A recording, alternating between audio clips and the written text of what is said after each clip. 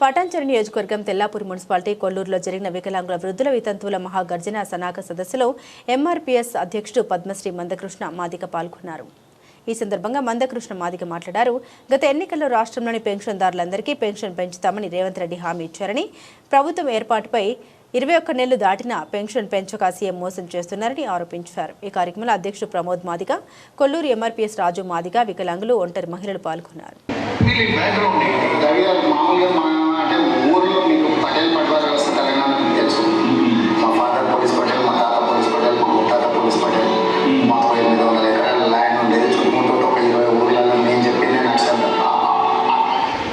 నేను మళ్ళీ ఎంపీ అవసరం లేదనుకుంటా. వాళ్ళ తండ్రి పోలీస్ పటేల్, వాళ్ళ తాత పోలీస్ పటేల్, వాళ్ళ ముత్తాత పోలీస్ పటేల్, వాళ్ళకి 800 ఎకరాల భూమి ఉండే, వాళ్ళకి 20 గ్రామాలు వాళ్ళ కంట్రోల్లో ఉండే. ఇక వాళ్ళకి ఎందుకు బ్రదర్ పేదరికంలో ఉన్నోరు కాదు కదా.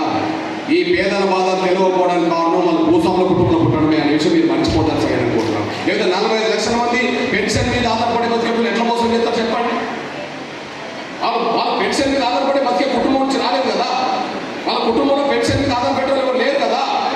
ఈ పెన్షన్ మీద ఆధారపడే బతికే గురించి ఆయనకు అర్థం కాదు కదా. ఎన్నికల సమయంలో నమ్మించడానికి మాట్లాడవచ్చు కానీ మోసం చేయడానికి ఆయనకు అర్హత ఉన్నది. ఎందుకంటే ఆయన భూస్వామి కాబట్టి. పోనీ గడిలో ఈయన ఎందుకు వాడుకుంటున్నాడు? మరి కేసీఆర్ ఎక్కడ ఉన్నాడు? అసెంబ్లీలో కనిపించాడు, ప్రజల్లో తిరగట్లేదు, మనం చూస్తూనే ఉన్నాం. ఆయన ఎక్కడ పడుకుంటాడు? గడిలో పడుకుంటాడు. మరి ఇంతమంది సమస్యలు ఎందుకు మాట్లాడకుండా మౌనం ఉంటుందంటే ఆయన పేదరికంలో వస్తే కదా వీళ్ళ గురించి మాట్లాడేది. ఆయన కూడా భూస్వామి కుటుంబంలో వచ్చినోడే. దాన్ని నేను ఎందుకు చెప్పాలి? వాళ్ళ కొడుకుతోనే చెప్పిస్తాను. వాళ్ళ అయ్య ఎక్కడ కొట్టిండో, 800 ఎకరాల భూములు ఉన్న కుటుంబంలో కొట్టిండో వాళ్ళు కనిపిస్తా. ఒకసారి వినండి. 100 ఎకరాలు ఉన్న కుటుంబంలో పుట్టి కేసీఆర్ గారు పుట్టినాడే 100 ఎకరాలు ఉన్న కుటుంబంలో పుట్టి విధానం. కేసీఆర్ పుట్టే నాటికే 100 ఎకరాల భూములు వాళ్ళకు ఉన్నాయి. రేవంత్ రెడ్డి గారు పుట్టే టైంకే వాళ్ళ ముత్తాతల కాలం నుంచి 800 ఎకరాల భూములు ఉన్నాయి. భూములున్న భూస్వాముల కుటుంబంలో 2 పుట్టారు కాబట్టి ఒకరు మోసం చేస్తున్నాడు, ఒకరు గడిలో పడుకున్నాడు. కానీ పేద కుటుంబంలో పుట్టారు కాబట్టి మీకోసం నేను తిరగాల్సి వస్తుంది అనేసి కూడా మీరు మర్చిపోతారు. నేను ఒక పేద బిడ్డను, ఒక పేద కుటుంబంలో పుట్టాను.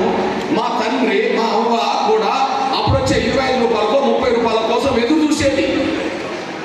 ఆ కుటుంబంలో పుట్టాను కాబట్టి ఎంతమందిని, ఒకరినా ఇద్దరినా, 1,00,000 మందినా, 10 లక్షల మందినా, 55 లక్షల మందిని ఆయన లెక్కలు చెప్పిన ప్రకారమే. ఎన్నికలకు ముందు లెక్కలే ఇంకా పెరుగుతాయి. ఇప్పుడు ఈ 21 నెలల్లో ఇంకా పెరుగుతాయి. 45 లక్షల మంది పెన్షన్ తీసుకుంటూ ఉన్నారు ఆయన చెప్పిన లెక్క. 10 లక్షల మందికి కొత్త పెన్షన్ రావాలి ఆయన చెప్పిన లెక్క. 55 లక్షల మంది పెన్షన్ మీద ఆధారపడేటోళ్ళు. పెన్షన్ మీద ఆధారపడేటోళ్ళు అంటే పేదలు. ఆ పేదలను స్పష్టంగా రేవంత్ రెడ్డి గారు మోసం చేసిన విషయం రుజువు అవుతుంటే అడిగే ప్రతిపక్షం లేకుండా పోయింది రాష్ట్రంలో. ప్రతిపక్షంగా మరి ఆయన చట్టబద్ధమైన ప్రతిపక్ష నాయకుడు ఈ 21 నెలల్లో అసెంబ్లీకి ఎందుకు పోతలేడు? ఈ 21 నెలల్లో ప్రతిపక్ష ప్రజల్లో దగ్గరికి ఎందుకు రావట్లేదు? ఆయన అసెంబ్లీకి పోడు, ప్రజల తరఫున మాట్లాడాడు. ఆయనకి ఎందుకు ప్రతిపక్ష హోదా? ఆయన అసెంబ్లీకి పోతలేడు కదా, ప్రజల్లోకి రావట్లేదు కదా, గడిలో పడుకుంటున్నాడు కదా, నిరంతరం గడిలో పడుకుంటున్నాడు. ప్రతిపక్ష హోదా కూడా పనికిరాదు కదా.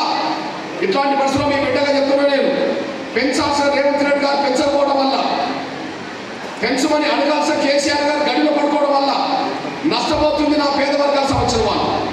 ఇప్పటికే పెన్షన్ మీద ఆధారపడి బతికేటోళ్ళు ఒక్కొక్కరు 42,000 నష్టపోయారు. 4,000 పెన్షన్ వికలాంగులకు వస్తుంది అనుకుందాం. రావాల్సింది 6,000 కదా వాళ్ళ లెక్క ప్రకారం. నెలకు 2,000 రూపాయలు రావట్లేదు కదా. 21 నెలలు గడిచిపోయినాయి కదా. 42,000 రూపాయలు వీళ్ళకి రాకుండా పోయినాయి కదా. అదే సమయంలో వృద్ధులు, వితంతులు, ఒంటరి మహిళలకు 2,000 వస్తున్నాయి. ఇంకా 4,000 రావాలి, ఇంకా 2,000 రావాలి కదా. వాళ్ళు కూడా 2,000 నష్టపోతుంది కదా. అంటే 21 నెలల్లో ఒక్కొక్కరు 42,000 నష్టమైంది కదా. ఇంత నష్టం జరుగుతుంటే ప్రతిపక్షం లోకలు మాట్లాడతలేదు. ఎందుకంటే ఇది పేదల సమస్య కదా. పేదల సమస్యలు వీళ్ళు ఎందుకు మర్చిపోతుండ్రు? ఈ రాష్ట్ర రాజకీయ పార్టీలకు నాయకులు అనబడుతున్న వాళ్ళు ఎవరు పేద కుటుంబం నుంచి రాలేదు. అసలు విషయం అది. అధికారంలో ఉన్న నాయకుడు పేద కుటుంబం వస్తే పెన్షన్ మీద ఆధారపడే వాళ్ళ బతికేదో అర్థమయ్యేది. ఈ రాష్ట్ర ప్రతిపక్ష నాయకుడు పేద కుటుంబం నుంచి వస్తే ఈ రాష్ట్రం కానీ ఒక పేద వర్గాల బిడ్డగా పెన్షన్ పెంచాల్సిన డిమాండ్ తోటే తెలంగాణ మొత్తం తిరుగుతున్నారు కూడా మీరు మర్చిపోతారు సాయం కోరుతున్నాను. మళ్ళీ నేను చెప్తున్నా, ఇది ముందు రేవంత్ రెడ్డి చేయాల్సిన పని పెన్షన్ పెంచే బాధ్యత. ఆయన మోసం చేసిండు. ఈయన అడగకుండా గడిలో పడుకున్నాడు. ఒక పేద వర్గాల బిడ్డగా నేను తిరగాల్సి వస్తుంది. నేను ఎందుకు తిరగాల్సి వస్తుందో, రేవంత్ రెడ్డి గారు ఎందుకు మోసం చేయగలుగుతున్నాడో, కేసీఆర్ ఎందుకు గడిలో పడుకున్నాడో కొన్ని విషయాలు మీరు దృష్టిస్తున్నాయి. మేము తిరగడానికి కారణం పెన్షన్ మీద ఆధారపడే బతికే పేద కుటుంబంలో పుట్టాను కాబట్టి, పెన్షన్ మీద ఆధారపడి బతికే పేద కుటుంబంలో పుట్టాను కాబట్టి. మాది వరంగల్ దగ్గర హంటర్ రోడ్ శాపేట అనే గ్రామం. తాటి కమ్మలతో కప్పుకున్న పూరి గుడిసెలో నేను పుట్టాను. అప్పుడప్పుడు వరిగడ్డితో కప్పుకునే వాళ్ళం, గుడిసెను కట్టుకునే వాళ్ళం. అప్పుడప్పుడు చెర్లలో దొరికే తుంగతో కట్టుకునే వాళ్ళం.